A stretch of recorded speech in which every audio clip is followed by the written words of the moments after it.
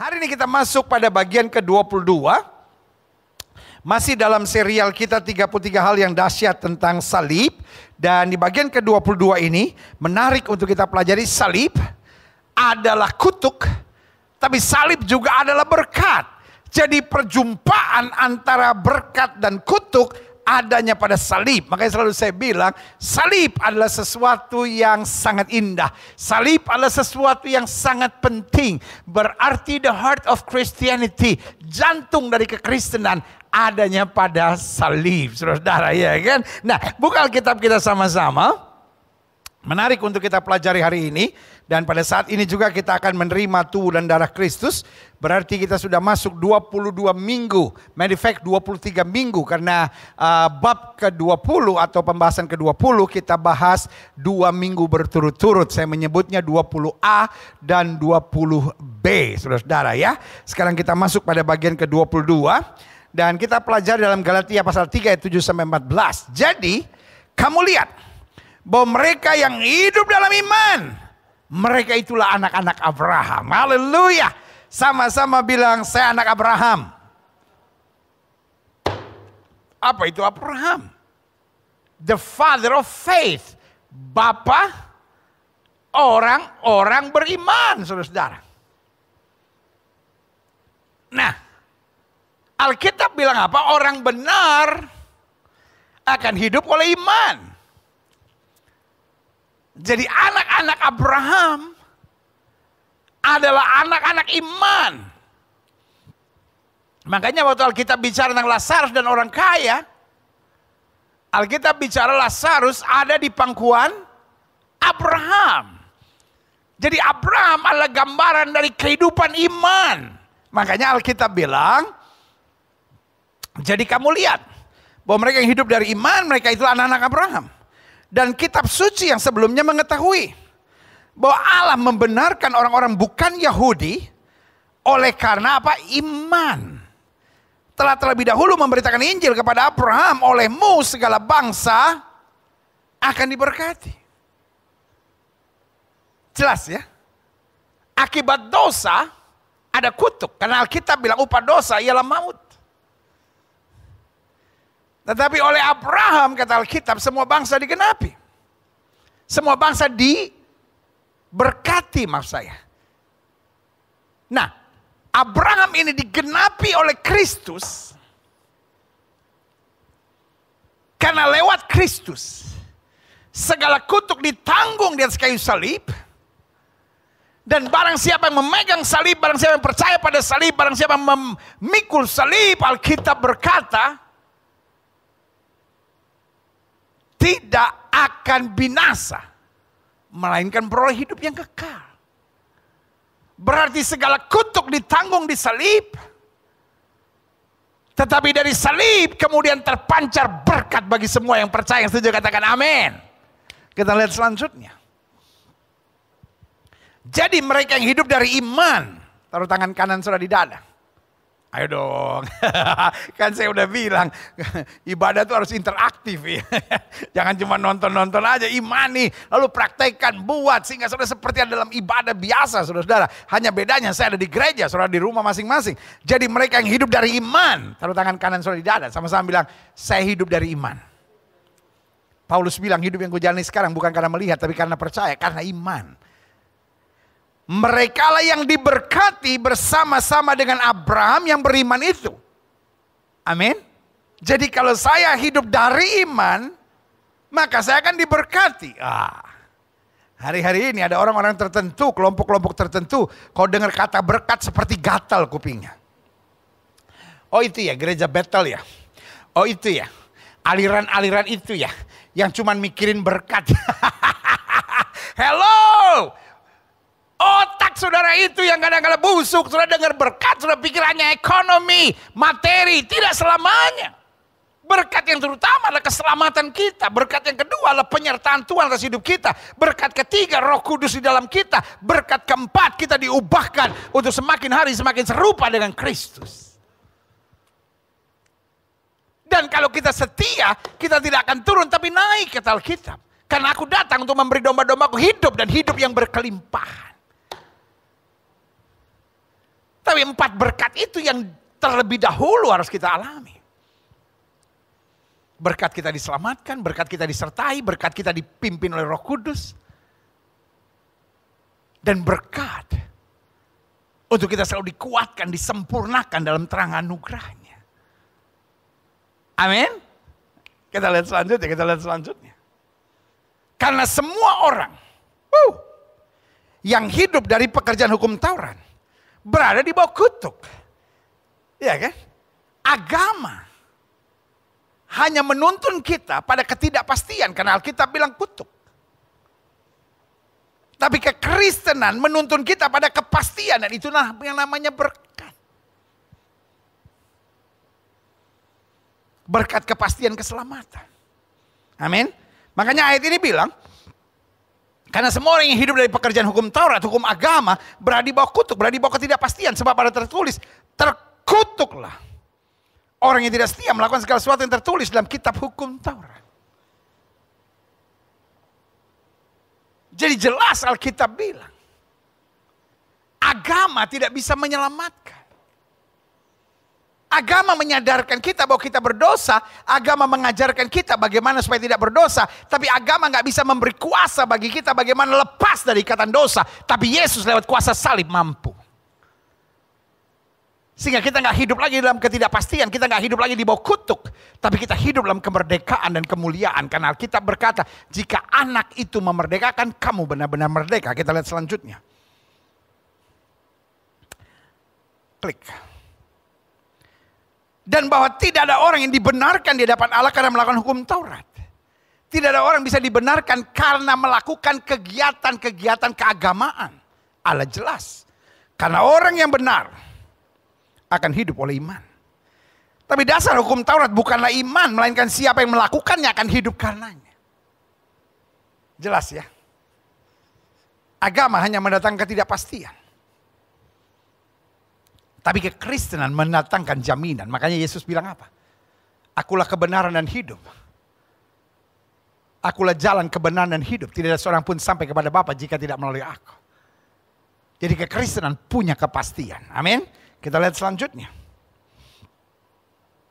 Kristus telah menebus kita dari kutuk hukum Taurat. Jadi Alkitab jelaskan ya, agama yang diwakili dengan hukum Taurat itu harus ditebus. Karena hanya mendatangkan kutuk, hanya mendatangkan penyesalan, hanya mendatangkan upah dosa. Kristus telah menebus kita dari kutuk hukum Taurat dengan jalan menjadi kutuk karena kita. Makanya saya bilang salib adalah perjumpaan antara kutuk sehingga semua kutuk ditanggung di salib buat yang percaya. Lalu kemudian buat yang percaya kemudian menerima bukan lagi kutuk tapi berkat yang sempurna di salib itu. Kutuk diubah menjadi berkat. Sebab ada tertulis, terkutuklah orang yang digantung pada kayu salib. Yesus siap menanggung kutuk itu. Supaya barang siapa yang percaya kepada tidak binasa, tidak terkutuk tetapi menerima hidup yang kekal. Ayat 14. Yesus Kristus telah membuat dirinya menjadi kutuk. Makanya di Taman Getsemani dia bilang, Bapak kalau boleh cawan ini lalu, tapi biar bukan kehendakku yang jadi, melainkan kehendakmu yang terjadi. Dia siap menanggung kutuk. Supaya di dalam dia, di dalam Kristus, di dalam iman kepada Kristus, berkat Abraham sampai kepada bangsa-bangsa lain, termasuk kita. Sama-sama bilang termasuk saya. Amin. Bilang sama orang sebelah saudara, suami saudara, istri saudara, mertua saudara, anak saudara, bilang termasuk kita. Yeah. Senang saya ibadah ini. Iya kan? Dari mulai saya agak kaku-kaku saudara di bulan Maret, April, terus lama-lama jangan-jangan saya sekarang kaku kalau lihat banyak orang di gereja. Saya udah rasa dekat sekali sama saudara ini, ya kan? Bayangkan saya pendeta yang tiap minggu datang ke rumah saudara masing-masing menyapa saudara, ngajak saudara ngobrol, ya kan? Berdiskusi firman Tuhan. Saya percaya, wow, rumah saudara penuh kemuliaan Tuhan. Sehingga setiap saudara dapat berkata, rumah ini adalah Betel. Apa itu Betel? Betel, rumah Tuhan. Itu yang Yakub katakan, this is Betel. This is gate of heaven. Wow, haleluya. Yesus Kristus telah membuat dirinya menjadi kutuk. Supaya di dalam dia berkat Abraham sampai kepada bangsa-bangsa lain, termasuk saya, termasuk kita, termasuk Indonesia. Sehingga oleh iman Kita menerima roh yang telah dijanjikan itu. Ayo sama-sama kita baca secara profetik. Sama-sama bilang sama saya. Sehingga oleh iman. Ayo sama-sama bilang sama saya. Sehingga oleh iman. Ya? Lemes. Sama-sama bilang sehingga oleh iman. Saya menerima roh yang telah dijanjikan itu. Amin. Ayo ulang sekali lagi sama-sama bilang. Sehingga oleh iman. Saya menerima roh yang telah dijanjikan itu. Berikan tepuk tangan yang meriah buat Tuhan. Haleluya, haleluya, haleluya. Yeah. Kita lihat selanjutnya. Saya catat di sini. Salib, the cross is the meeting point. Salib adalah titik perjumpaan antara kutuk dan berkat. Lalu mungkin saudara menatap saya dan berkata, apa maksudnya? Karena di salib, segala kutuk yang harusnya ditanggung oleh manusia dipikul oleh Kristus. Dia berbuat ini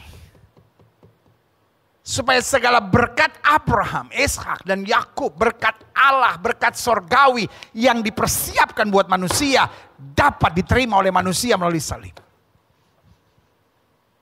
Amin. Makanya berani saya katakan tidak semua orang Kristen pasti masuk surga.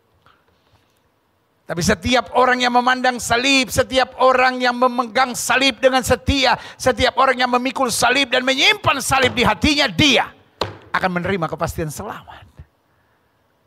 Amin. The cross is the meeting point. Salib adalah titik perjumpaan antara kutuk dan berkat. Karena Kristus menanggung segala kutuk itu. Dia mati demi kutuk itu. Dia bangkit. Supaya siapa yang percaya kepada yang menerima berkat yang sempurna. Haleluya. Makanya saya catat di sini. Salib adalah meeting point antara kutuk dan berkat. Klik. Karena segala kutuk. Kutuk apa yang dimaksud? Yang pertama kutuk dosa perbuatan. Karena upah dosa ialah maut. Selalu menatap saya dan berkata, saya orang baik pendeta, saya tidak berzina. I know. Mungkin saudara menatap saya dan berkata, saya tidak menyembah berhala. Pertanyaan saya, apakah benar sama sekali saudara tidak pernah berbuat dosa? Kain yang putih. Satu tetes saja. Tinta. Tidak bisa dibilang putih lagi, sudah ada nodanya. Jadi manusia tidak bisa diselamatkan hanya dengan perbuatan baik. Manusia tidak bisa diselamatkan hanya dengan amal ibadah dan ikuti agama, saudara. Manusia harus bisa diselamatkan oleh penebusan yang sempurna. Karena pada dasarnya setiap manusia telah berbuat dosa dan hilang kemuliaan Allah. Tetapi darah Kristus melalui salib menyempurnakan, menebus dan menjadikan kita layak. Yang kedua, karena segala kutuk itu adalah kutuk dosa nenek moyang. Sebagian sudah berkata, jadi dosa dari nenek moyang kita ditimpakan kepada kita. No. Tapi yang saya mau ingatkan, kecenderungan kita mulai semakin jahat. Tetapi ada dosa-dosa tertentu yang kata Alkitab ditimpakan kepada anak-anaknya. Alkitab bilang, dia Tuhan yang menimpakan kesalahan kutuk Bapa pada anak-anaknya sampai keturunan yang ketiga dan keempat. Dosa-dosa seperti perzinahan. Maka kita lihat, orang tua yang hidupnya berzina. Anak-anaknya tiba-tiba dihamilin orang, tiba-tiba kawin cerai, tiba-tiba jadi istri piaraan.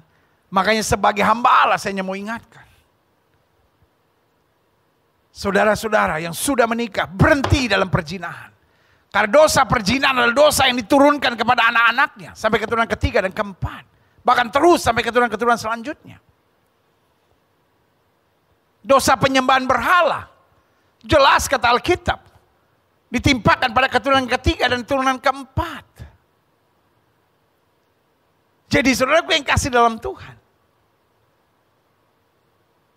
Kecuali yang bersangkutan bertobat betul-betul memutuskan dalam nama Yesus ikatan kutuk ini. Betul, hari ini saya tidak banyak bicara tentang kutuk. Tetapi saya sedang mau bicara, kalaupun sudah merasa ada ikatan kutuk hari ini, sudah terima perjamuan suci, putuskan setiap ikatan kutuk dan percaya oleh kuasa salib Kristus kita dibebaskan. Berkat Allah yang tercurah. Pada kenyataan yang kita pelajari. Ada banyak bapak berzina dan anak-anaknya hidup dalam perzinahan. Lalu dosa apa lagi yang mendatangkan kutuk? Segala penyembahan berhala. Coba lihat orang tua yang pegang dukun-dukun, pegang jimat-jimat. Hidupnya akan sengsara dan anak-anaknya akan mengalami banyak-banyak penderitaan, saudara. Karena itu terkutuk di hadapan Tuhan. Jadi saya pelajari minimal 3 dosa ini. Dosa melawan Tuhan. Karena Alkitab bilang, terkutuklah mereka yang mengerjakan pekerjaan Tuhan dengan lalai. Lalu yang kedua, dosa perzinahan. Lalu yang ketiga, dosa penyembahan berhala. Dan ini mendatangkan kutuk-kutuk sampai keturunan-keturunan selanjutnya. Dan hari ini mau saudara terima darah Yesus, terima tubuh Kristus, terima perjamuan suci, putuskan setiap kutuk dan berkata dalam nama Yesus, aku terima kuasa salib. Selanjutnya, segala kutuk apa? Kutuk perkataan. Alkitab dan berkata, hidup dan mati seseorang dikuasai oleh lidahnya. Barang siapa suka menggemakannya, ia akan memakan buahnya. Jadi kalau setiap kali kita ngomong, saya bodoh, saya nggak bisa apa-apa, hidup saya terkutuk, hidup saya sengsara, hidup saya jauh dari Tuhan. Setiap kali sudah ucapkan kutuk-kutuk itu akan menimpa hidup kita. Begitu juga kutuk-kutuk yang diucapkan orang, makanya orang tua berhenti mengutuk anak-anaknya. Kamu tuh ya, nggak dengar mama nanti jadi tukang becak kamu. Nanti kamu hidup sengsara, nanti lihat ya kamu hidup menderita. Baru kamu berteriak-berteriak minta tolong sama mama. Lihat, saudaraku yang kasih dalam Tuhan. Kenapa ada orang hatinya sebusuk itu? Saya tahu mungkin anak saudara menyakitkan saudara, anak saudara mengecewakan saudara. Tapi ingatlah waktu saudara jadi anak, saudara juga berkali-kali mengecewakan orang tua saudara. Tapi nggak usah dikutukkan. Orang tua yang baik tidak akan pernah mengutuk anak-anaknya. Orang tua yang baik bukan berarti tidak pernah sakit hati dengan anak-anaknya. Orang tua yang baik bukan berarti tidak pernah kecewa sama anak-anaknya. Tapi orang tua yang baik tidak pernah mengutuk anak-anaknya dalam nama Yesus. Izinkan saya ngomong dari hati saya yang terdalam buat setiap orang tua. Kalau saudara pernah mengutuk anak-anak saudara, minta ampun hari ini. Waktu saudara menerima perjamuan suci, minta ampun, cabut semua perkataan kutuk. Karena apa yang kau tabur itu akan kau tuai. Kalau kau menabur kutuk, yang akan kau tuai juga kutuk dalam hidup saudara. Dan sedapat mungkin. Hari ini di hari Minggu yang penuh berkat, penuh mujizat, peluk anak-anak saudara dan bilang, mama minta maaf. Papa minta maaf. Kalau mama pernah ucapkan kutuk buat hidup kamu, aku cabut dalam nama Yesus. Kalau papa pernah ucapkan kutuk, papa cabut dalam nama Yesus. Papa minta ampunan dari Tuhan. Saudaraku yang kasih dalam Tuhan. Kutuk bukan bahasa anak-anak Tuhan Yesus. Tapi kutuk adalah bahasa anak-anak setan yang belum menerima pertobatan yang sejati. Buat saya, orang-orang yang suka mengutuk adalah orang-orang yang hatinya busuk. Saya berdoa di dalam nama Yesus sehingga hari ini sudah mengerti. Kalau kita memandang pada salib, kata-kata kita adalah kata-kata berkat. Kata-kata kita, kata-kata pembawa damai, kata-kata kita penuh kasih, kata-kata kita positif dan mengandung semangat dan sukacita yang saja katakan amin. Selanjutnya, kutuk apa? Kutuk dosa perbuatan sudah saya jelaskan, kutuk dosa nenek moyang sudah saya jelaskan, kutuk perkataan saya sudah jelaskan. Yang keempat, kutuk yang dilemparkan pada kita ditanggungkan pada salib Kristus. Wow, haleluya. Sehingga kita yang seharusnya terkutuk menjadi seorang yang mengalami berkat Tuhan. Makanya selalu saya bilang, believing in religion is not enough. Percaya pada agama, mengikuti sebuah agama, menjadi penganut sebuah agama belum cukup. Karena itu hanya coba mengarahkan kita menjadi orang baik, tapi tidak bisa melepaskan kita dari segala kutuk. Kutuk hanya bisa diselesaikan oleh darah Yesus. Kutuk hanya bisa diselesaikan oleh salib. Karena terkutuklah mereka yang tergantung dalam salib. Dan Kristus melakukan itu supaya berkat Allah yang sempurna turun atas hidup kita. Yang setuju katakan haleluya. Amin. Selanjutnya, karena pada dasarnya Allah kita ahli dalam mengubah kutuk menjadi berkat. Klik. Nehemia 13 ayat 2 dikatakan, karena mereka tidak menyongsong orang Israel dengan roti dan air, malah mengupah Bileam melawan orang Israel supaya dikutuki. Tetapi Allah kami,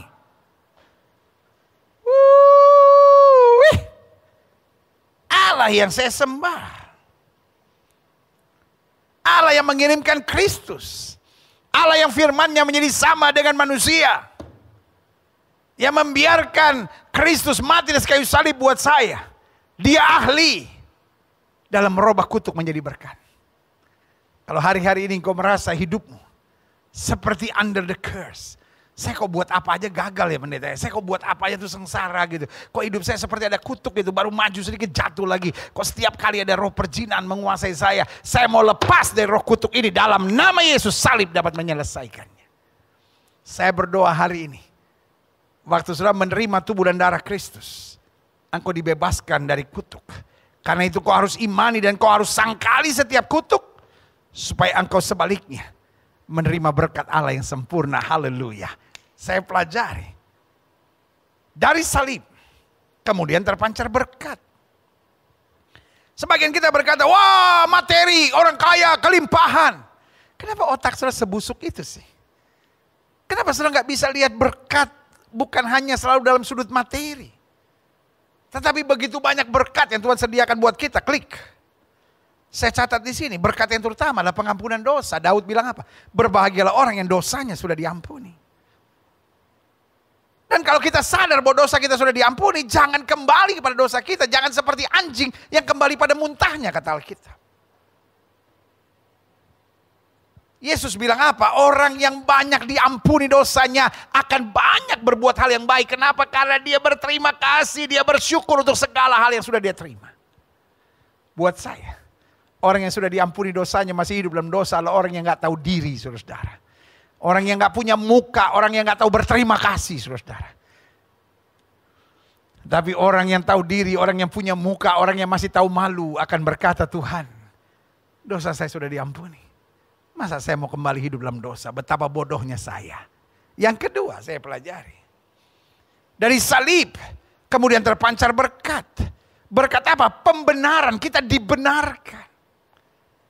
Apa artinya dibenarkan? Orang tua ngajar sama anaknya, nak, 5 kali 7 berapa nak? 34 mak. Gimana 34? Coba hitung. 5 kali 6 kan 30. Nah 7, satu lagi. 30, 31, 32, 33, 34. 35 mak. Itulah pembenaran. Yang salah, yang gak beres, yang penuh pemberontakan, yang penuh kekacauan. Dengan kasihnya, dengan tuntunannya, dengan urapannya. Kita diperbaiki. Supaya semakin hari semakin layak, semakin hari semakin sempurna, semakin hari semakin in line with God. Setelah dosa kita diampuni, Dia tahu ada banyak yang gak benar dalam hidup kita. Pikiran kita, perkataan kita, perbuatan kita, karakter kita, kebiasaan-kebiasaan kita. Nah ini mulai dibenarkan. Pertanyaannya mau gak? Ada orang yang mau dosanya diampuni tapi tidak mau dibenarkan, tidak mau dikoreksi, tidak mau diproses oleh Tuhan. Dia berkata, ya saya memang orang yang begini, mau diapain? Bertobat dalam nama Yesus. Karena hanya orang yang dibenarkan, dia akan dilayakkan untuk dimuliakan bersama Kristus. Yang ketiga, berkat pertama pengampunan dosa. Berkat kedua pembenaran, sehingga kita disebut anak Allah. Berkat yang ketiga, perubahan status. Status kita sekarang bukan lagi orang berdosa. Makanya selalu saya bilang, jangan lagi pernah berdoa, Tuhan aku orang berdosa, hina dina celaka, cacing-cacing tanah yang hanya pantas masuk neraka. Setan di samping sudah bilang amin. No. Doa kita bukan lagi doa untuk mengutuk diri sendiri dan berkata, Tuhan aku orang berdosa, hina dina celaka, cacing-cacing tanah yang hanya pantas masuk neraka.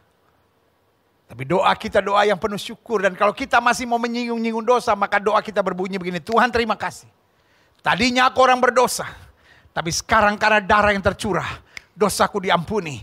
Aku diangkat sebagai orang benar. Sebagai warga sorga, ahli waris kerajaan sorga. Yang setuju katakan amin. Kalau Kristus sudah mati buat dosa kita, sudah mengampuni dosa kita sudah bertobat, sudah lahir baru. Kita masih berkata, Tuhan aku orang berdosa, aku orang berdosa, aku orang berdosa. Engkau menghina darah Yesus. Mungkin sudah menatap saya dan berkata, tapi saya jatuh dalam dosa. Katakan itu, Tuhan aku berterima kasih. Tadinya aku orang berdosa. Tapi sekarang sudah dibenarkan.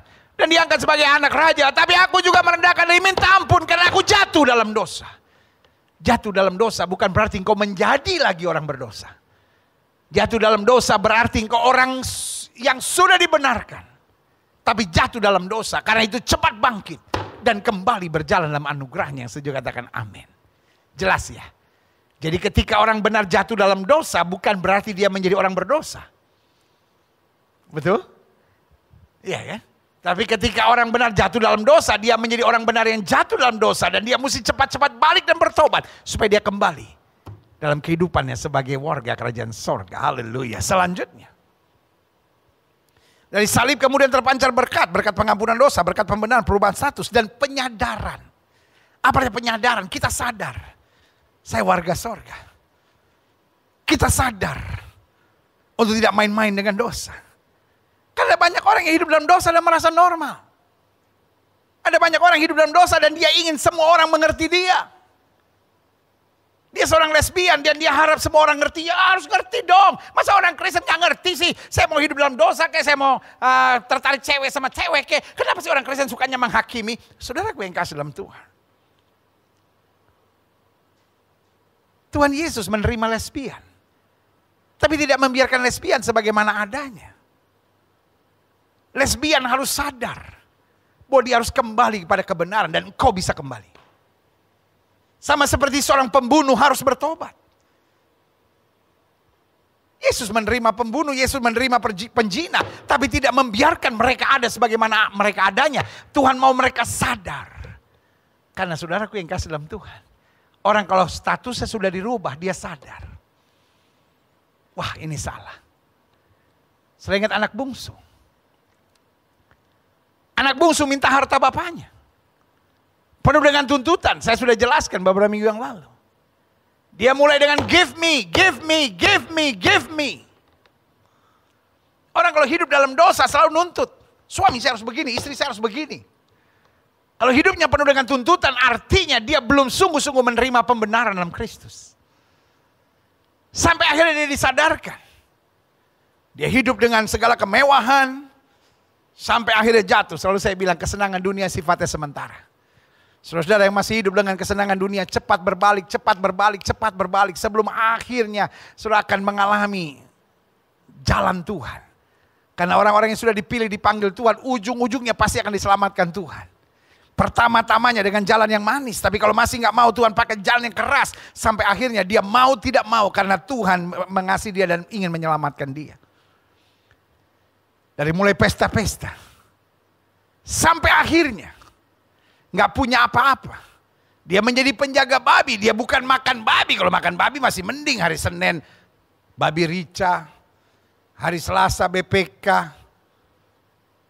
Hari Rabu babi hong. Hari Kamis, iya kan? Babi asam manis. Hari Jumat rage. Hari Sabtu, oh kasihan. Sabtu tuh brenebonen dan kaki babi. Pakai potongan bacon lagi di dalamnya. Sabar bos. Iya kan? Dia bukan makan babi, tetapi ketika dia menjadi penjaga babi, dia makan makanan babi. Nggak begini aja nih. Udah mujizat, saudara. Ngerti maksud saya? Akhirnya dia sadar. Ini dia. Sadar. Waktu dia datang kepada bapaknya, dia tidak bilang give me. Tapi dia bilang, aku tidak pantas disebut anak bapak, jadikan aku salah seorang karyawan. Bukan lagi give me, tapi use me. Bukan berikan, tapi jadikan aku Tuhan, jadikan aku suami yang baik, Tuhan jadikan aku istri yang baik, jadikan aku mertua yang baik, jadikan aku pelayan Tuhan yang setia, jadikan aku orang yang bisa bawa damai, jadikan aku orang yang menebar kasih, jadikan aku orang untuk senantiasa mengabarkan Injil dimanapun aku berada. Yang setuju katakan amin. Ini dia penyadaran. Kita sadar kalau kita menyakiti hati istri. Kita sadar kalau kita menyakiti hati suami. Bukan cuma menuntut, wah suami saya harus berubah, istri saya harus berubah. Tapi kita sadar, aduh Tuhan kok saya suami yang kasar. Aduh Tuhan saya ke orang Kristen yang kepala batu. Aduh Tuhan kok saya di mana-mana terus jadi batu sandungan. Jadikan aku alat dalam tanganmu. Itu berkat yang terpancar dari salib. Waktu kita mengalami kuasa salib, kita mengalami pengampunan dosa. Kita mengalami pembenaran, kita mengalami perubahan status, dan kita mengalami penyadaran. Kita sadar bahwa kita anak Allah, dan kita harus hidup berkenan dan benar di hadapan Tuhan. Selanjutnya, karena kita sudah dibebaskan dari kutuk, beberapa hal harus kita sadari. Yang pertama, jangan mau terintimidasi iblis dengan segala kelemahan dan kekurangan kita. Lawan dengan iman akan janji-janji Tuhan. Jadi ingat, waktu kita mulai dibenarkan bukan berarti kita langsung sempurna. Kita masih ada kekurangan dan kelemahan. Di saat seperti itu iblis akan terus mengintimidasi kita. Lalu iblis akan kirim teman-teman yang mau mengarahkan kita supaya kita tetap entertain segala kelemahan dan kekurangan kita.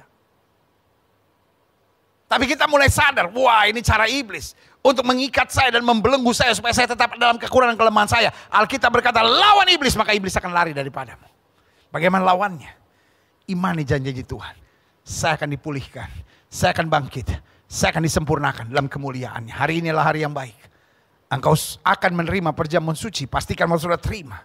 Setelah imani, intimidasi iblis nggak akan berkuasa lagi dalam hidup saya. Selanjutnya, karena kita sudah dibebaskan dari kutuk, jangan kembali pada kehidupan indah dari dunia ini yang ujung-ujungnya hanya jebakan iblis. Jadi waktu kita sudah dipulihkan, mungkin tadinya engkau merokok, mungkin tadinya engkau hidup dengan alkohol, mungkin tadinya engkau hidup dengan seks bebas, mungkin tadinya engkau hidup dengan pelacuran, mungkin tadinya engkau hidup dengan hawa nafsu daging, tadinya engkau hidup dengan cara-cara yang tidak layak, engkau penuh kebohongan, kepalsuan. Lalu engkau tinggalkan. Bukan berarti iblis selesai. Iblis akan coba tawarkan lagi keindahan hidup masa lalu, saudara. Iya kan? Supaya apa? Supaya kita jatuh. Tapi saya catat di sini, jangan kembali pada kehidupan indah dunia ini yang ujung-ujungnya hanya jebakan iblis. Karena pada saat kita mulai melayani Tuhan, ada saja hal yang mengecewakan. Dan iblis mulai panggil kembali. Apa-apalah, normal lah. Buktinya banyak pendeta juga gak benar, buktinya banyak orang pelayanan juga munafik. Alkitab berkata, jangan mau lagi diperhamba. Paulus bilang apa yang dulu kuanggap kebanggaan sekarang kuanggap sampah. Paulus bilang aku melupakan apa yang ada di belakangku dan mengarahkan diri kepada apa yang ada di hadapanku. Hidup Kristen jangan kembali mundur, tapi pandang ke depan. Kadangkala berdarah-darah, kadangkala penuh dengan air mata, kadangkala penuh dengan cucuran keringat. Tetapi orang yang tidak menoleh ke belakang tidak pernah akan menyesal. Yang setuju katakan amin. Yang ketiga, karena kita sudah dibebaskan dari kutuk, mari berjuang untuk selalu bernilai kerajaan sorga dan kekal. Jadi yang kita cari the value of life, yang bernilai kerajaan dan kekal. Jadi jangan cuma hanya cari kesenangan dunia, kenikmatan dunia, tapi nilai kerajaan. Apa itu nilai kerajaan? Alkitab bilang seorang tampar pipi kiri berikan juga kepadamu pipi kananmu. Kalau ada orang yang menganiaya kamu, berdoalah. Jadi kita punya nilai yang berbeda dengan dunia ini. Alkitab bilang, kalau kamu melakukan sama seperti apa yang orang dunia lakukan, apa upahmu? Apa perbedaanmu? Alkitab berkata kita ada di dunia tapi kita hidup tidak dengan cara-cara dunia. Nilai kita berbeda. Karena nilai kita adalah nilai sebagai warga kerajaan. Amin. Kita tidak menyimpan benci. Kita tidak menyimpan dendam. Kita tidak menyimpan persaingan. Makanya Alkitab berkata, berkatilah dan jangan mengutuk. Selanjutnya, klik. Karena kita sudah dibebaskan dari kutuk, maka kita bertekad untuk merebut yang Tuhan sudah janjikan buat kita. Alkitab berkata Allah mengaruniakan Roh Kudus-Nya yang dikaruniakan kepada kita untuk kita dapat mengalami, menerima segala sesuatu yang sudah dijanjikan. Jadi hidup rendah hati itu bukan berarti ya sudahlah saya hidup sengsara, saya hidup miskin, saya hidup menderita. No. Segala yang sudah Tuhan janjikan kita imani. Karena Alkitab bilang kalau kamu tidak milik ke kiri maupun milik ke kanan, hidup kamu diberkati. Kamu gak turun tapi naik, tidak menjadi ekor tapi menjadi kepala. Misalnya sudah sakit, imani oleh bilur-bilur Yesus saya sudah disembuhkan. Imani. Setan berkata, ya kamu kan iring Kristus kan bukan hanya untuk kesembuhan. Loh betul, saya iring Yesus karena saya cinta Yesus. Tapi karena Yesus sudah bayar harganya dari kayu salib, karena Alkitab berkata oleh bilur-bilurnya kamu sudah disembuhkan, berarti itu berhak untuk saya terima. Satu orang bertobat, selisih rumah tangga diselamatkan, itu udah janji Tuhan, saya harus imani. Nanti setan berbisik kepada saya, ya satu orang bertobat udah cukup lah, yang penting kan kamu mati masuk surga. No, Tuhan saya janji satu orang bertobat, selisih rumah tangga diselamatkan, saya berhak untuk merebut janji itu. Saya imani karena kita hidup oleh iman. Kita hidup dari iman. Kita hidup dalam iman. Amin. Jadi kita hidup bukan dengan logika-logika biasa. Enggak, makanya saya selalu bilang, when you receive Jesus as your Lord and Savior, waktu sudah menerima Tuhan Yesus sebagai Tuhan dan Juru Selamat, pastikan you read your Bible every day. Karena waktu kita baca Alkitab, kita tahu apa yang kita nggak boleh. Kita tahu apa yang salah. Kita tahu apa yang harus kita kerjakan. Dan kita tahu apa janji yang Tuhan sediakan buat kita. Yang setuju katakan amin. Selanjutnya klik. Kesimpulan kita jelas. Salib is the biggest blessing in our life. Salib adalah berkat terbesar yang bisa kita terima dalam kehidupan kita. Klik. Saya catat di sini. Mengapa salib adalah berkat terbesar kita? Karena keyakinan akan salib menuntun kita pada pengampunan dosa. Dan seorang tidak bisa dosanya diampuni hanya dengan amal dan ibadahnya. Seorang tidak bisa diampuni dosanya hanya dengan persembahan besarnya. No. Hanya salib. Makanya salib adalah berkat terbesar. Karena salib menuntun kita pada pengampunan dosa. Orang boleh sebaik apapun. Tapi kalau dosanya nggak diampuni, dia akan terlempar ke neraka. Orang boleh sekaya apapun. Orang boleh jadi donatur di mana-mana, tapi kalau dosanya nggak diampuni, dia akan dilempar ke neraka. Makanya sebagai hamba Allah, saya mengasihi saudara. Dan saya tawarkan buat saudara.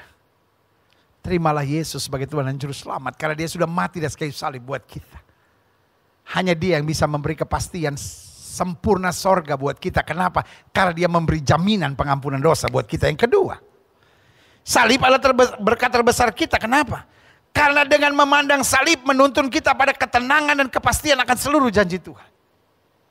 Iya kan?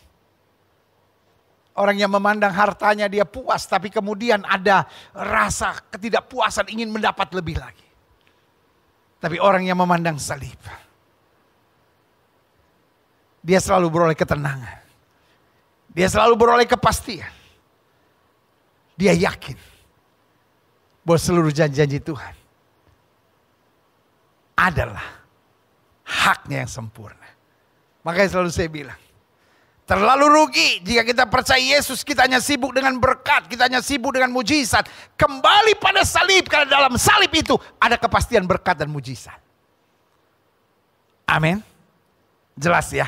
Yang ketiga, kesimpulan kita sekarang jelas, salib adalah berkat terbesar kita. Karena keyakinan akan salib menuntun pada pengampunan dosa.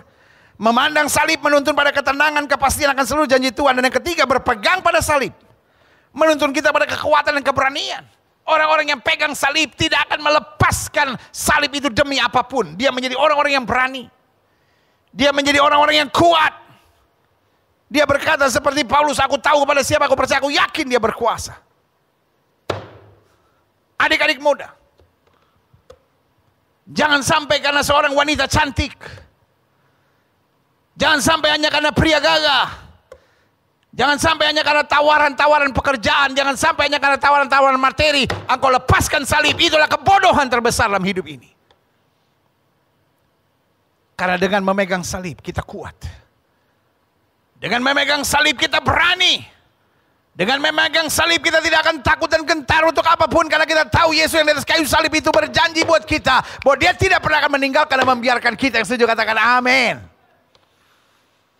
Adik-adik muda. Hamba-hamba Tuhan. Setiap kaum profesi, setiap pengusaha, setiap pedagang. Setiap orang tua. Bahkan setiap kaum pensiunan yang menerima berkat firman Tuhan hari ini. Dalam ibadah minggu yang penuh mujizat, lawatan Allah di rumah masing-masing ini.